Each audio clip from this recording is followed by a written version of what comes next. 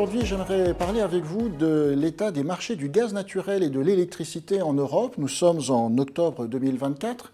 Il y a deux raisons pour lesquelles j'aborde ce sujet aujourd'hui. La première, c'est que ça fait à peu près 2 ans que je n'ai pas parlé dans cette série de vidéos de l'état du marché du gaz naturel et de l'électricité après la crise de 2022. Et puis surtout, le 16 juillet 2024, en fait, il y a une réforme, un règlement européen qui est entré en vigueur sur précisément le marché de l'électricité et qui avait pour objectif de découpler les prix de l'électricité et du gaz. Et donc on va voir un petit peu ce qu'il en est. Donc il y aura 3 segments dans ma présentation. Un point sur le marché du gaz en Europe, un point sur le marché de l'électricité et puis un petit point sur la réforme qui a été votée par l'Europe cet été. Alors, pour ce qui concerne le marché du gaz naturel en Europe, ce graphique vous montre l'évolution des prix en euros par mégawattheure, des prix de gros, évidemment, depuis 5 ans. Donc vous voyez le début de la crise en 2021, le pic de la crise en 2022, avec des prix qui ont touché jusqu'à 350 € le mégawattheure, alors que traditionnellement, dans les années 2010, le prix était entre 20 et 30 € le mégawattheure, donc un décuplement du prix.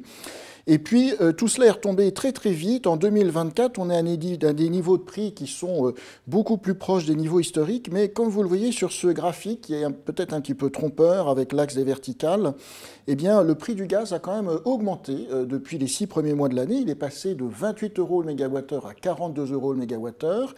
Alors certes, ça peut sembler peu par rapport au pic de prix de l'année 2022, mais ça fait quand même une augmentation de 50 points de pourcentage, de 28 à 42, et ça peut sembler surprenant à première vue parce que les fondamentaux du marché du gaz, au moins en Europe, ne semblent pas être très orientés à la hausse en matière de prix. La demande de gaz en Europe continue de baisser. On a une baisse de l'ordre de 20% de la demande de gaz sur un an en 2024, en lien avec un climat assez doux, une demande de l'industrie qui est plus faible, et puis des gains d'efficacité énergétique.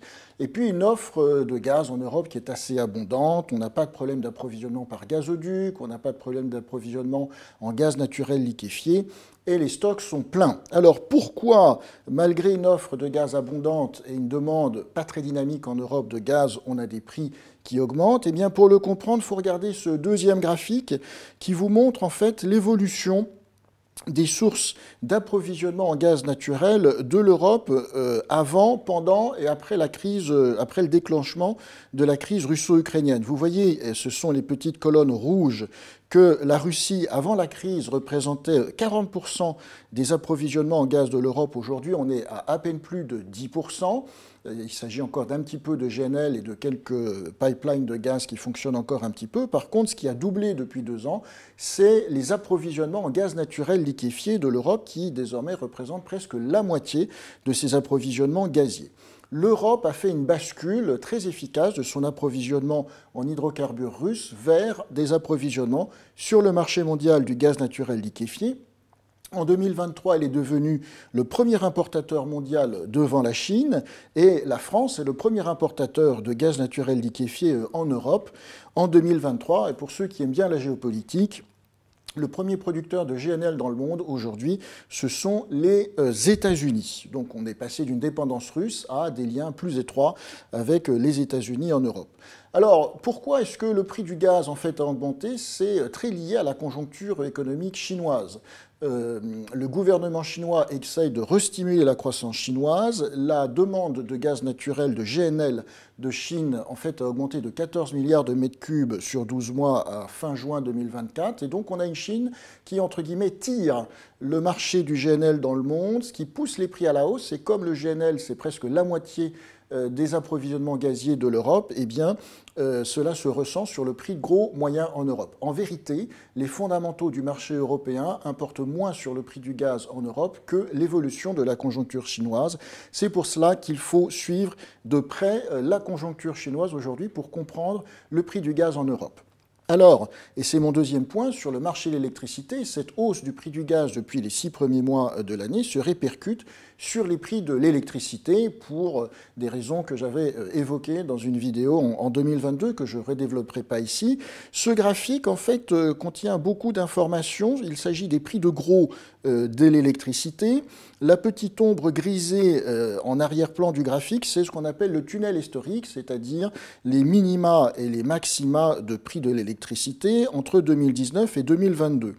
Et la courbe rouge, tout en bas, vous indique l'évolution du prix de l'électricité sur le marché de gros. Donc là encore, l'échelle est un petit peu trompeuse. En niveau, effectivement, on voit bien qu'on est redescendu à des plus bas historiques. C'est d'ailleurs ce que je dis souvent à mes étudiants.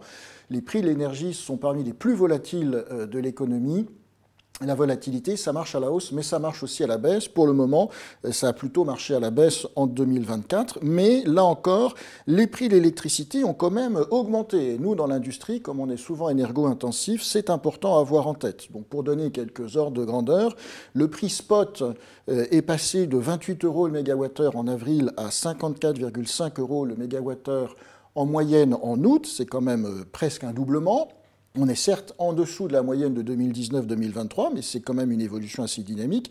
Et puis les prix futurs à un an, qui sont souvent utilisés dans les négociations avec les fournisseurs d'électricité, sont passés de 67 € le mégawattheure en février à 86 € le mégawattheure le 13 août. Alors ça, c'est les prix futurs à un an. Les prix futurs à 2 ans et à 3 ans, ils peuvent être un petit peu différents. Alors cette augmentation du prix de l'électricité, elle reflète en bonne partie, il n'y a pas que cela, mais en bonne partie l'augmentation du prix du gaz. C'est un facteur qui a été important.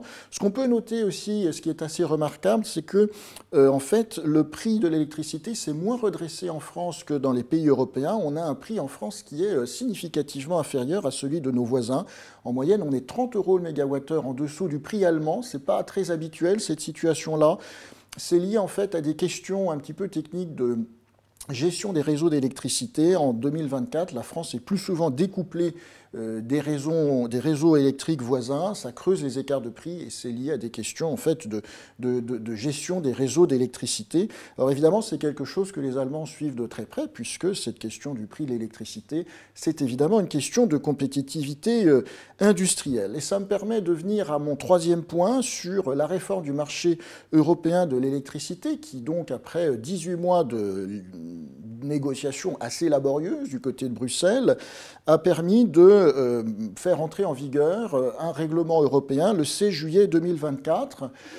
Alors, sans m'étaler sur les technicités qui sont nombreuses de ce texte, l'idée à retenir, c'est que ce texte fixe que l'instrument, la norme pour financer des centrales nucléaires, les énergies renouvelables, l'instrument privilégié de régulation du secteur de l'électricité, ce sera désormais ce qu'on appelle des contrats pour différence. Alors, qu'est-ce que c'est qu'un contrat pour différence? Ce petit schéma vous montre en gros comment ça marche.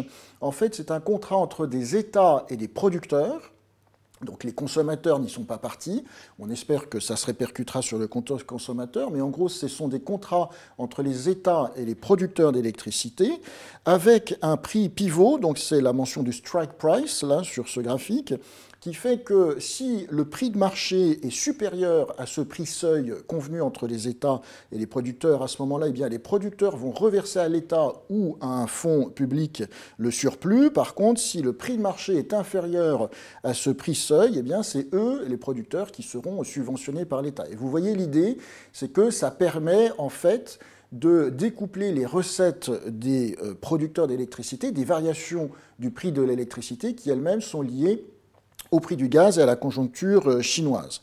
Alors en fait, tel était l'objectif de la réforme au début, mais au fur et à mesure que les négociations ont avancé en 2023, à vrai dire, les prix du gaz et l'électricité ont plongé et ce qui devait être un débat sur le découplage du prix de l'électricité par rapport au prix du gaz est devenu en fait un discours très tendu entre la France et l'Allemagne pour savoir si ce type de dispositif pourrait s'appliquer aux centrales nucléaires françaises, puisqu'évidemment les Allemands, à tort ou à raison en tout cas, ont considéré qu'il s'agissait là d'un dispositif qui, s'il était appliqué aux centrales nucléaires françaises, pourrait fournir un avantage compétitif indu à l'industrie française, puisque les Allemands pensaient que si un CFD était mis en place dans le nucléaire, eh bien le prix pivot serait fixé à un niveau bas par le gouvernement français. Alors, la France a gagné une bataille, mais pas la guerre, puisque, en fait, que le CFD puisse s'appliquer aux centrales nucléaires, ça a été inclus dans le règlement.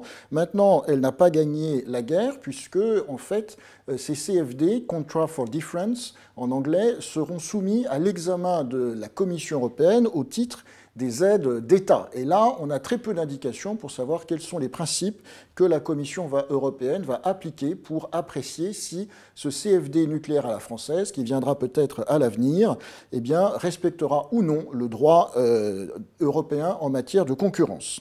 Donc on a fait une réforme, mais les conditions de sa mise en œuvre ne sont pas claires. Alors, en conclusion, pour le gaz à court terme, il faut surveiller la demande chinoise qui tire les prix du gaz vers le haut.